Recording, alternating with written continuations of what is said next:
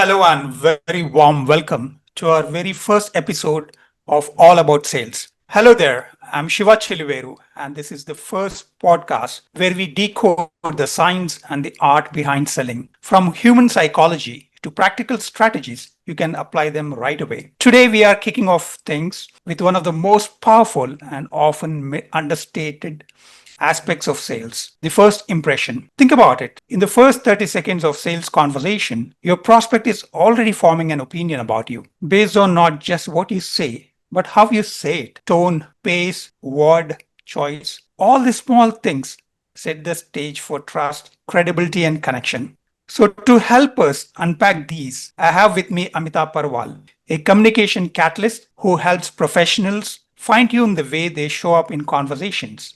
So, along together, we are going to explore the science of first impressions and how you can master those crucial opening moments in sales. Welcome, Amitaji, for our first episode, all about sales. Thank you. Yes, sorry, go ahead, Amitaji. Yeah, it is good to be here with you. Thank you so much for joining us.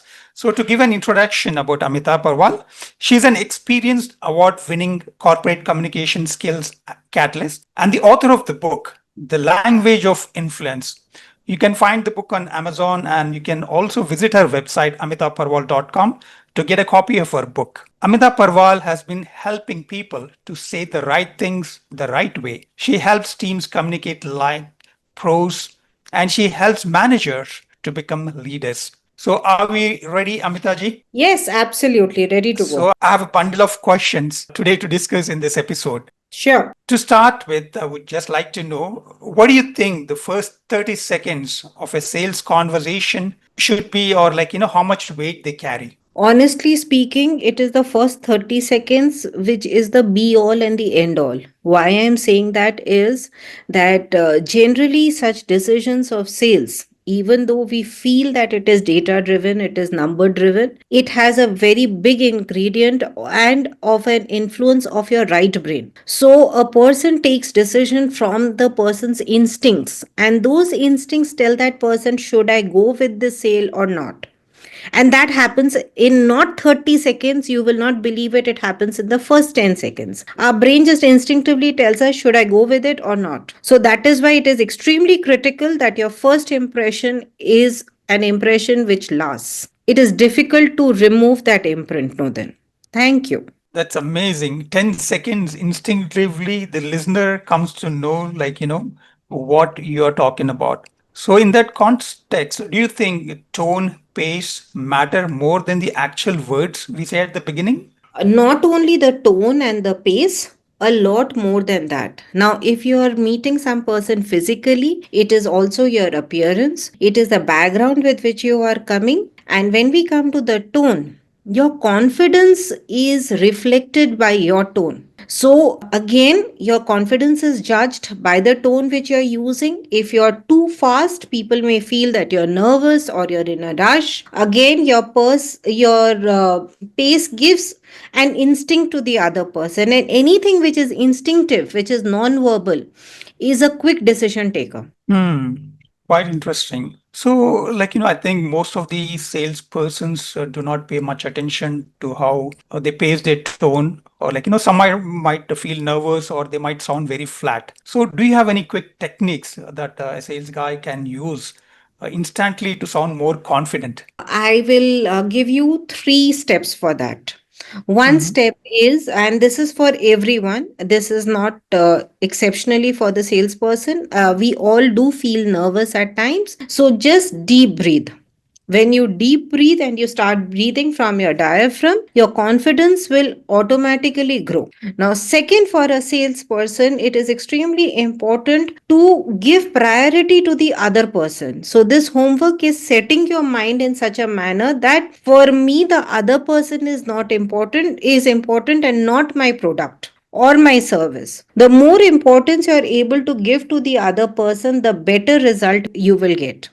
The third one is that whenever you feel that you're going flat, try to get emotions. Emotions are those thoughts in our mind which trigger tone. So let us say when we are anxious, our tone changes. When we are excited, our tone changes. So if you're excited about selling the product, automatically your pace, your tone, your pitch, they will start deviating and graviating the way you want. So start thinking about emotions, that is going to get a variation in your pitch. Amazing, Amitaji, amazing. So the quick three steps would be to take a deep breath, give priority to the other person, and start getting your emotions right. So, have you seen any examples of where the tone has changed the outcome of a sales conversation from your experience? Several. Now, to name a few, is you will see that there is a distinct difference in the sale outputs when we take showrooms. Showrooms are the best places to see the conversion because you see it firsthand. And the conversion in those places, in those showrooms, any retail space, be it for furniture, be it for mobile phones, or be it for any garments, the conversion is much more where the salesperson is giving priority to the customer. Just imagine one simple line that it doesn't matter whether you're buying, just take a look around everywhere. And that is from where the experience center concept sprung up. So, again, Hmm. that is the step to go forward. One small change, and whenever we enter a experience center, my experience is we'll end up buying something. So true, so true. So, I mean, I have encountered a lot of sales, and personally also, it so happens, when you are talking, right, out of either nervousness, we tend to speak very fast, or to be more cautious, we talk slowly as well. So, where do you think is a sweet spot between, talking in speed or, being too slow? How do you identify a sweet spot? Okay, so let us take one step back in this question. Your communication pattern is a three-step journey. So the first step is within you. The conversation which you have with yourself that sets the pace and the tone which you're going to use when you actually start speaking. So the communication with yourself should be that I'm good in my job, I will do a fantastic job, I know of my product or my service. Have this self confidence prep talk. Step 1 done, communication with self. Step 2 is about the other person. The other person, the more informed you are, the more observant you are of the other person, you're able to take the things that will increase your confidence. And the moment your confidence grows, your pace will automatically come in control because finally it is being present in the moment which gets those expressiveness, and being present in the moment will remove, in fact I'll say eradicate, the flatness or the high speed which you gain, because both of it comes from a flight mode. A flight mode happens when you're not in control of yourself. Amazing. I like the word flight mode. Truly inspiring insights. The three-step process. I think it would help a lot of salespeople to how to prep up when they are going for a meeting. So another point I would like to know from you is how can a salesperson mirror a client's pace or pace without sounding too fake or unauthentic? Now, the ground rule is supposed to be called the 33% imitation, which Mhm. several of you must have seen in YouTube videos. But the problem is, it has become too cliched. So, why I'm saying that it has become too cliched, we are seeing the salespeople imitating that. And since everyone is doing it, it has become superficial. So, what I will suggest is instead of imitating them, that is in their gestures, the way they are sitting, the way they are talking, at times we try to imitate their accent. Do not do that, try to imitate their values, so Mhm. that will help you much more. When I'm saying values, when you see the other person, you know a little bit about that person's culture, a little bit about that person's background, create a story which resonates with the life which they are leading. So imitate Mhm. that, and do not imitate the sitting posture or the talking posture or the accent or the language. In fact, if you're not fluent in a particular language, do not speak in the language in which you are fluent. Imitate them in their culture, in their value system, in their thought process. That will be much more helpful because you'll be creating an instant rapport. So true, so true. So digging into the prospects or the customers' values or what they value most. I think that would build not only the rapport, the confidence, and the authenticity. So I think to start with, conversation, probably a lot of have this nervousness, like, what do I start with? Instead of just saying, I just wanted to check in, or do you have a minute to talk? So what do you think is the best alternative to a typical week opening? Or a confident way of starting a conversation or approaching a client or a prospect. Now, you have already said that a few things have become cliched and we need to move ahead. We need to innovate in selling. So, there is one thing which generally works because it works in high octane stress moments. And this I'm telling you from experience from what hostage negotiators do. So, hostage Hmm. negotiators, they generally label things. When I'm saying labeling, they say that Shiva, I feel that you are coming from a very secure family. So, what I am doing is I am labeling a thought or a background in you. Now, when you are talking to a client, this was, I just took an example with you. Now, let us say the client in front of you, the salesperson is selling a particular service. Now, this person says that I am working in a multinational company and I've got 20 years of experience and I have been staying in a city like Noida or Mumbai or Hyderabad. So, you by now you have got idea that this person is a typical urban person. So, what Hmm. are the urban woos or what are the urban advantages? So, you can say that I sense that you always have constraint on your time, and that person will immediately feel heard because that is a normal woo for every single urban person. Right, right, right.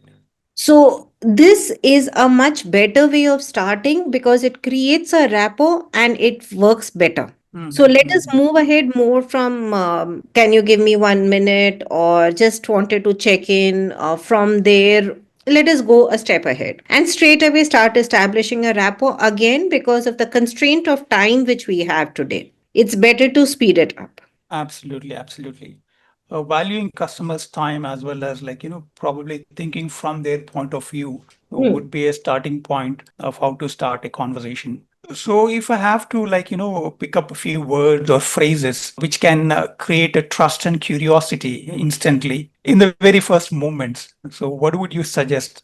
Now, this will differ from person to person and situation to situation. So, I Okay. will not go for words or phrases. What I will say that try to develop trust because trust and being heard are two most in demand things in the salesperson. So, how can you develop trust?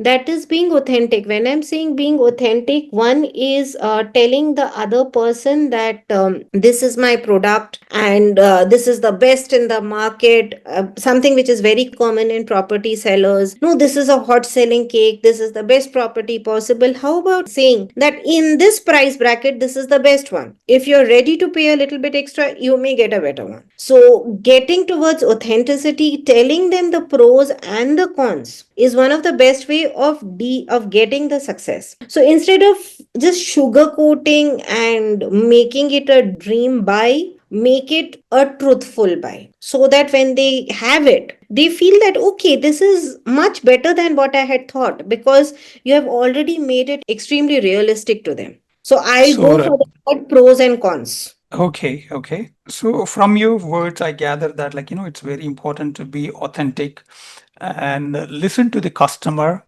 And probably if it's the first time you're meeting him or her, do a background work or diligence to understand more about the customer, or where they are coming from, what exactly they are looking for, or in other way, prospecting your right customer. Is it safe to say that, Amitaji? Absolutely, absolutely. More and plus, what I'm trying to express along with what you have said is that give them a realistic picture before they enter that. Okay, sounds great. Sounds great. So when when you're coming face to face, or nowadays most of the sales do happen over the Zoom call or Google Meet. So when you're trying to when you're meeting a client, either face to face or over the video, how much do you think is the posture or your facial expressions impact those first impressions? You will be surprised, Shiva, that posture and body language becomes all the more important in a Zoom call. The reason is when we are physically meeting, we have distractions like the background. We have a cup of coffee, we have something at a hindsight which we are looking at. While when we are on a Zoom call, we are the be all and end all. That small rectangular piece, that screen, is everything for that person and for you. So all Right, the right. posture, the way you are leaning back, if you're slouching, all of it will make an impact on the other person. So Absolutely. all the Absolutely. more This non-verbals becomes important because the other person has too much of scope of studying you, which would not have been there when it would have been physical. So do not think that body language and posture and non-verbals do not matter when it is a Zoom call or an online meeting. In fact, even if your video is not on, if there's an option, please keep your video on. Your voice tells the other person whether you're lying down or you're slouching or you're sitting upright. So the other person is so true, so true. going to feel that. So true. So this keeps leaves me wondering, like, why we don't pay much attention or why don't we get trained in body language or like, how do you express? That's something like, I think all sales people should get trained in before getting into sales. So from your Absolutely. experience, what? Yeah, yeah, please go ahead, Amitaji. No, absolutely. You're right. They need that. Yeah, yeah. So from your experience, like, what are the biggest mistakes you have seen, noticed in sales people, which they make in their first 30 seconds? The first 30 seconds is they have this Ratta Marod full dialogue ready. And it is like this Okay. school kid who is going on the stage and they will and say action and they'll start off. While Right, right. this is more about the other person who's actually going to give you money, who's actually going to give you work, who's actually going to be your prospective client. So that person is important. How about instead of starting off asking the other person, what are you looking for?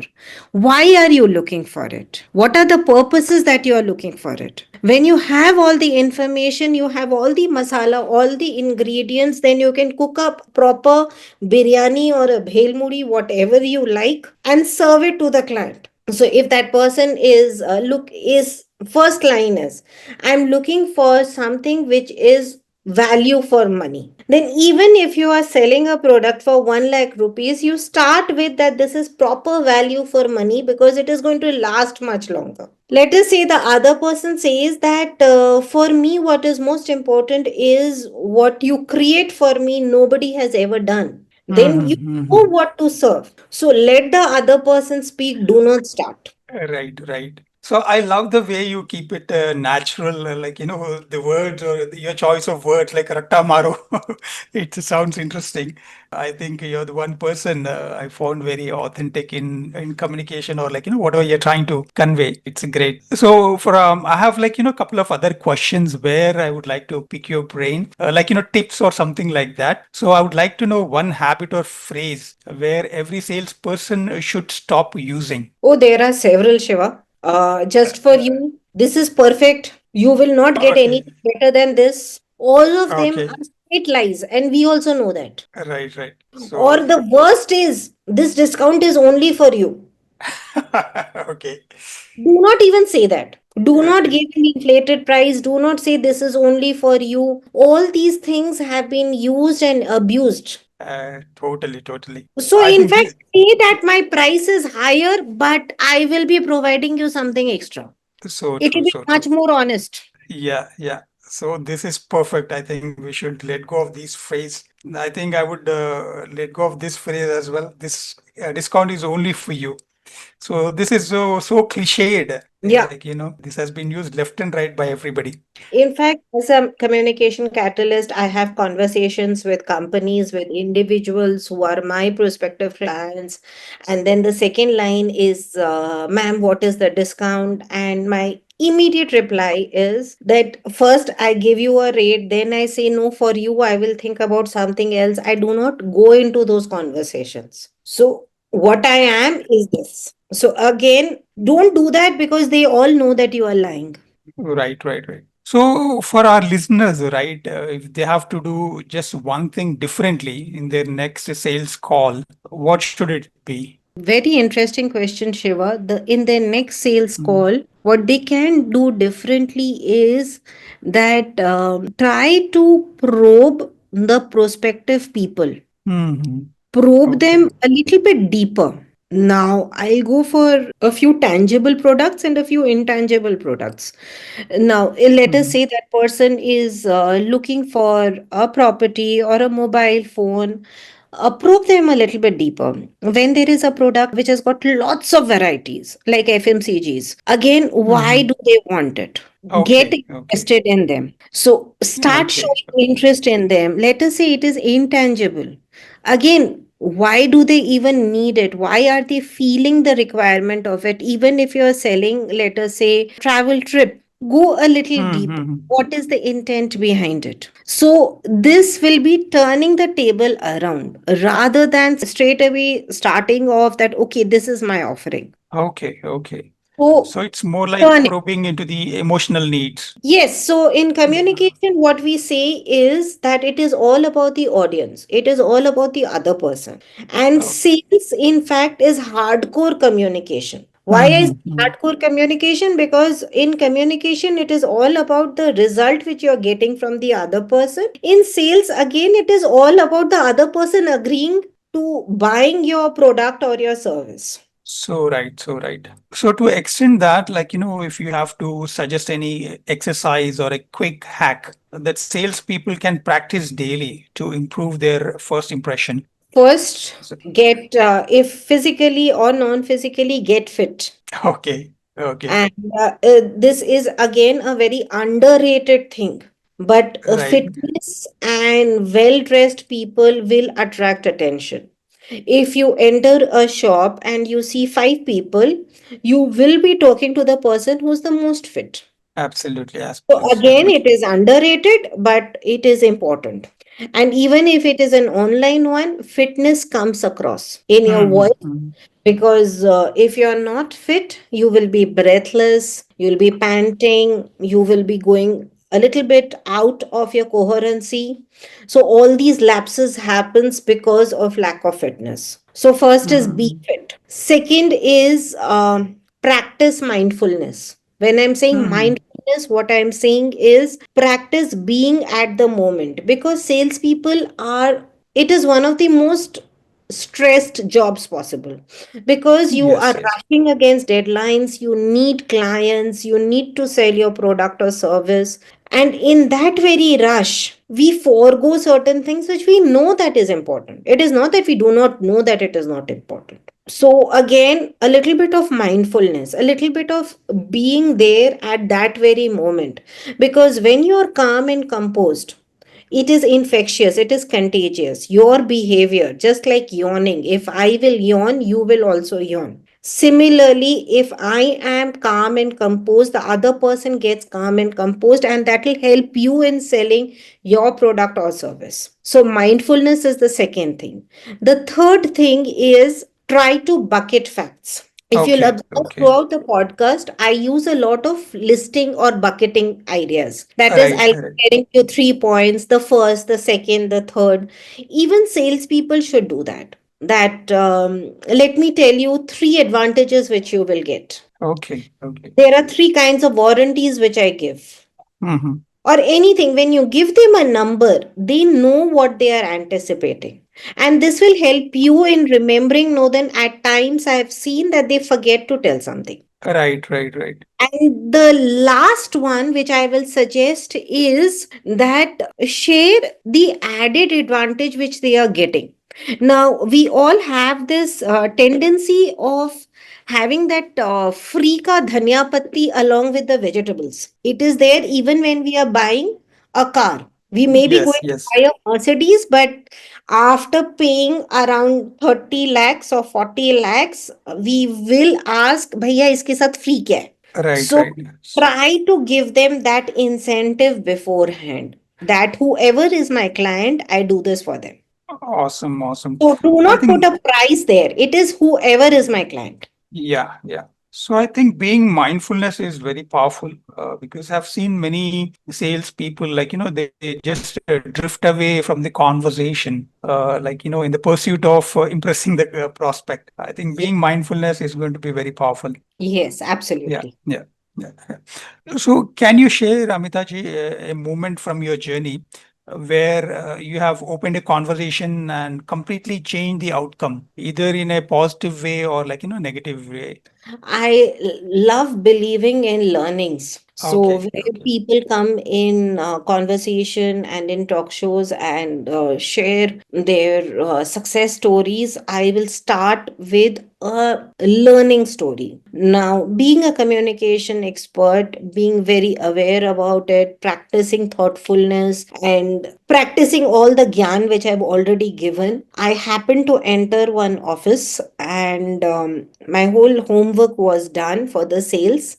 I was selling one package to a particular company for their training requirements, and I was not prepared for one thing. Somewhere that stress was there in me that I want this deal, and I was not aware of that stress. The other person, the senior management person, the CXO to whom I was talking of that company, that person practiced these long moments of silence which is used in negotiation and in sales. And those long Okay. moments of intentional silence unnerved me, and I started blabbering, Okay, okay. and it did not go as well as it could have gone. And it was Hmm. a very big learning for me that apart from homework in a sales deal, what matters is, as I told you, more than thoughtfulness is not let anything unnerve you. Okay, okay. So, yes, it was a learning, and learnings are extremely important, and nobody in the world is impervious to you. We will be failing sales deal and we will be succeeding also. Whereas one success deal which I had was something which I had not even imagined that it will come through. In my first interview only with one of the biggest organizations of India, I was able to make my delivery. I was able to convince them. What worked at that time was a very simple thing. I asked them, "What are you looking for?" Mm-hmm. So when they told me what they are looking for, I could frame it properly. And yes, that was a very big contract which I got. So a learning and a success. So we'll always have, but come back and do the auditing. What worked and what did not work. Right, right. That's quite impressive, Amitaji. I think you have mentioned the word learning. I think as I'm listening to you, what you're saying, right? I think that should be what do you call you should be used as a magic option, or where you learn on the instant. If the sales conversation is not going in the way you want it, you could quickly pick up things and improvise and maneuver your conversation for your advantage. I think all the salespeople should be open to learning, and also during the sales process as things are going on. So, if you have to summarize in one line, Amitaji, what would you say the secret to master those first 30 seconds in sales? The first 30 seconds in sales is, first of all, this is an order. So, first is we see your appearance. So, Okay. appearance makes us feel whether you're competent or not. As I told you, that is where your dressing matters, your body language Mhm. matters, your postures matters. So, first is the external appearance. Once the external appearance has been done, that gets covered up in the first 5 seconds. In the first 5 seconds, the other person is going to gauge you and get an idea whether this person is competent or not. A person which is walking confidently towards the other person gives an immediate impact that that person is confident. Second is your handshake. It's not, Hmm. if your culture doesn't permit it, then a namaste or anything, but that should again be a very confident. So the salutary, the hello, the good morning, the namaste, the handshake, how are you, that should be extremely confident, and a one in which you are interested in the other person. It should not be, okay, hi, good morning, Shiva. Okay, so what are you looking for, Shiva? So it should not be like that. It should be, hi, Shiva, how are you? So that salutary again, it is the next, I will say, 4 seconds. So 3 seconds Hmm. done, 4 seconds done, 7 seconds done. Now the next comes is, what are you going to do? So it is like a game of chess. Who is going to play the first card? Now this is the time when both of them are judging each other. Mm-hmm. Them are thinking about the other person. Since we were originally hunters and gatherers, we try to start judging each other. What is this person? How is this person? Now that move is the most critical move. So that is the move where you have to have a checkmate stance. So it should be a very assertive and confident statement about yourself, Mm-hmm. not your product, not your service, not the other person, about you, So because you true. are representing the product or the service. Absolutely, absolutely. So this is how the pattern goes. Thank you so much, Amitaji, for your inputs. Wow, what a powerful today. So today we have learned those first 30 seconds in sales conversations, they are not just like, small talk. They are the make or break moment from not only a tone and pace towards we choose. Every detail matters. And the best part is that small changes can lead to big results. Thank you so much, Amitaji, for sharing your insights and practical tips. I'm sure our listeners now have a whole new lens on how to approach their next sales call. And for all those who are tuning in, just don't listen, try it. On your very first next sales conversation, pause and pay attention to how you open. Smile before you speak. Choose words that spark curiosity and match your prospect's pace. You will be amazed at the difference. If you have enjoyed this podcast, all about sales, please make sure to subscribe, share it with your colleagues, and leave us a review. It will help us spread the word. This is our first episode, and join me next week where we'll dive into a lot of active listening. Until then, remember in sales, not just what you sell, it's how you make people feel in those first few seconds. Thank you so much, Amitaji, Thank for you. joining us today. It was all my pleasure. See you all in the next episode. Thank you. Thank you, ma'am.